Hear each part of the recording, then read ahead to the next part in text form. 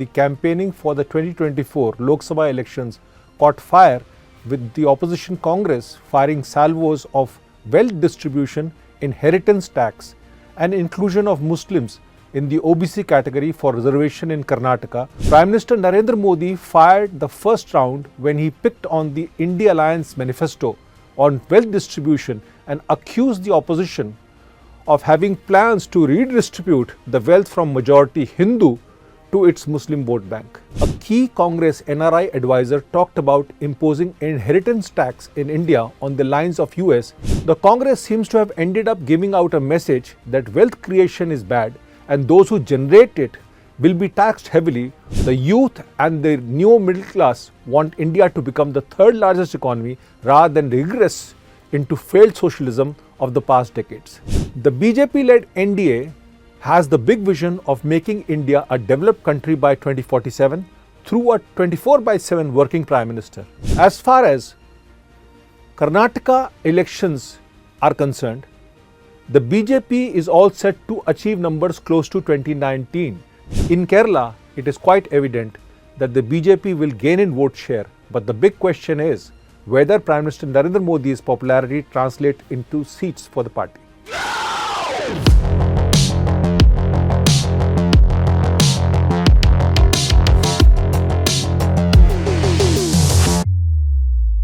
Namaskar.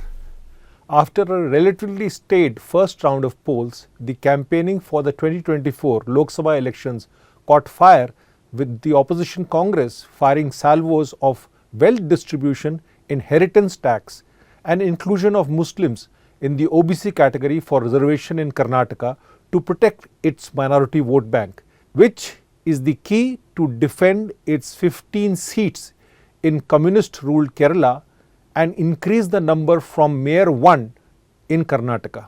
While entire Kerala goes to polls on April 26, half of Karnataka seats are up for grabs on Friday.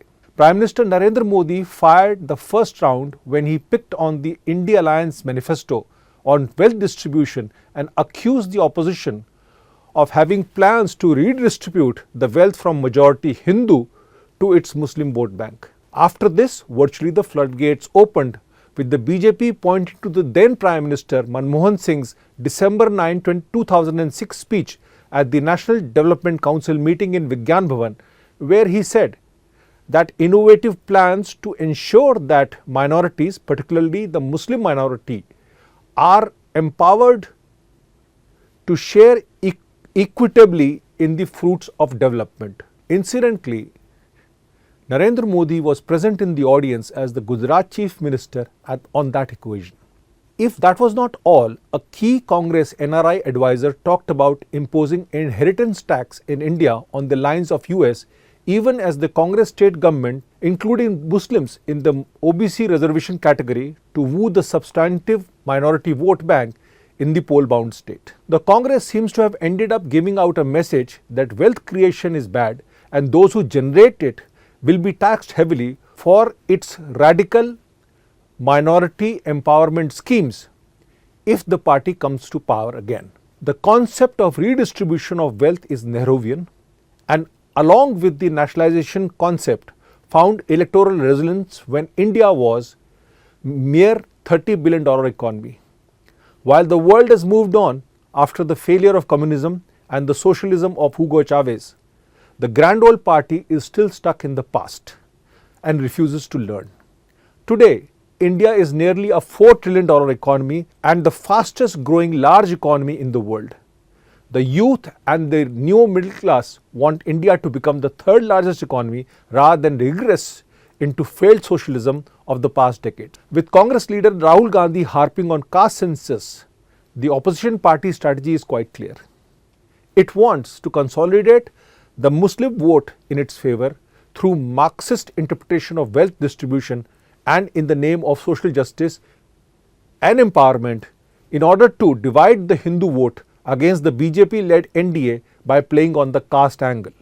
While the opposition wants to drag Prime Minister Narendra Modi into the cauldron of caste and religion politics, the electorate is still searching for the missing PM candidate of the India Alliance, with the members of the alliance fighting bitterly against each other in states like Kerala and West Bengal.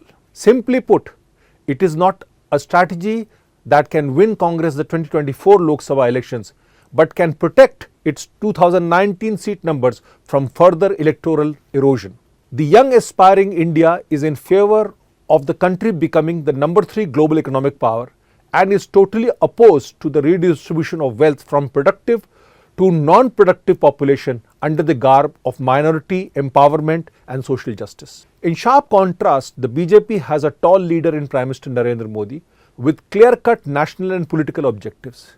Rather than wait for the India Alliance to indulge in horse trading and political scheming to throw up a leader post-June 4 in the unlikely scenario of opposition coming to power, the NDA has an efficient, clean administrator in Narendra Modi with credibility, experience and phenomenal track record on governance, national security and global diplomacy. One must remember that the country and its people trust Narendra Modi, as was seen when the leader ensured that people banged utensils during the COVID period in support of the Corona campaign. The people celebrated second Diwali on January 22nd on the inauguration of the rebuilt temple at Ayodhya, and he ensured that Indians stopped going to Maldives by simply posting a photograph of Lakshadweep tourism. The BJP-led NDA has the big vision of making India a developed country by 2047 through a 24/7 working Prime Minister. The opposition vision is limited to regressive far-left concepts in the name of social justice and empowerment. Even their political attacks on Prime Minister Narendra Modi are personal or through tired tropes. The basic idea is to drag the BJP leader down to caste and religion and take the public view away from development agenda of Prime Minister Modi. Although money power in fighting poor ticket distribution is endemic to all political parties during elections, what will separate the winner from the loser is the public attraction towards a national leader and his or her policies for economic empowerment and growth. The 2024 election results will depend on who the public wants India to be led with for fulfillment of its aspirations. Even though backed by a strong track record of the past decade, Prime Minister Narendra Modi has also taken the political fight seriously to the opposition camp by tearing apart the wealth distribution scheme. He has bowled a political googly at the opposition by saying that the majority Hindu community will be robbed under the wealth distribution scheme and the minority empowerment scheme to feed the Muslims and the illegal immigrants. By invoking the word Mangal Sutra in his political rhetoric, the Prime Minister has reached out to the masses directly and the women voters in particular, as it also counters the opposition narrative on Shakti in Hinduism. To top it all, he as well as Home Minister Amit Shah have made it clear that the 4% job reservation for the Muslims will be set aside and distributed amongst the OBCs, SC and STs. As far as Karnataka elections are concerned, the BJP is all set to achieve numbers close to 2019 despite money power, political machinations and the minority vote bank consolidation by the ruling party in the state. With 14 South Karnataka seats all set to go to polls on April 26th, the NDLI, the JDS, led by 90-year-old former Prime Minister H.D. Dev Gowda, are all putting their hearts out to help the NDA to come out tops in the erstwhile old Mysuru area. Fact is that even the BJP leadership has admiration for the Vokaliga leader Deva Gowda, who has made it a point to campaign for the alliance notwithstanding his advanced age. He is force multiplying into Prime Minister Narendra Modi's huge popularity in Karnataka, even though it will be a touch and go for the NDA in Chittadurga and Chikballapur constituencies.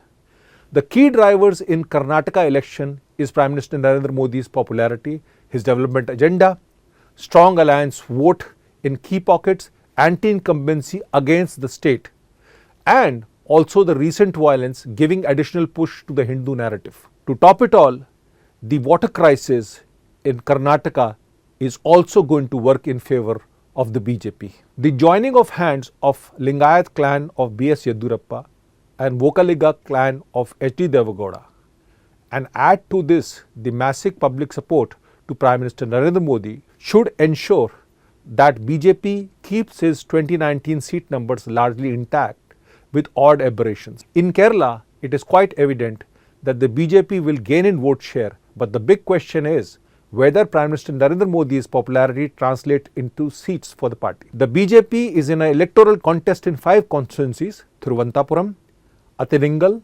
Pathanamthitta, Thrissur and Palakkad. But the party has a real chance in Rajiv Chandrasekhar in Thiruvananthapuram, V. Muralidharan in Athingal and Suresh Gopi in Thrissur. BJP's Anil Antony from Pathanamthitta and C. Krishna Kumar from Palakkad are fighting hard with a 50-50% chance, but a state with 26% Muslim population and an 18% Christian vote will be tough nut to crack even for the leader with national popularity like Narendra Modi. While the BJP numbers will remain largely intact in the second phase of polls, with BJP-ruled states like Madhya Pradesh, Maharashtra, Manipur, Rajasthan, Tripura and UP going to polls along with 3 seats in BJP rising West Bengal, Prime Minister Modi and his party, as in the past, have charted a plan to maintain the electoral tempo in the general elections till the last day. Despite having a strong development and economic record, PM Modi and the BJP is not afraid to play the street card to ensure that no barb from the opposition remains unanswered. The Islamist engineered Rameswaram cafe blast and the brutal killing of a college-going daughter of a Congress corporator, apart from the rising radicalization fueled by Gulf money coming from North Kerala into South Karnataka, has made internal security a key issue in the southern state, as it is still the preferred destination of global companies. As the state is part of the Chennai-Bangalore defence corridor, the electorate and the global companies will need assurances on internal security from the centre as well as the state.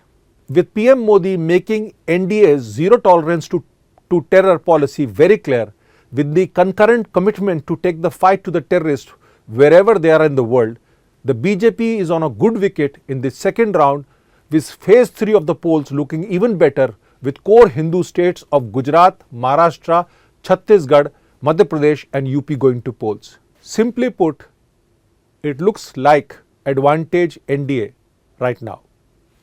Namaskar.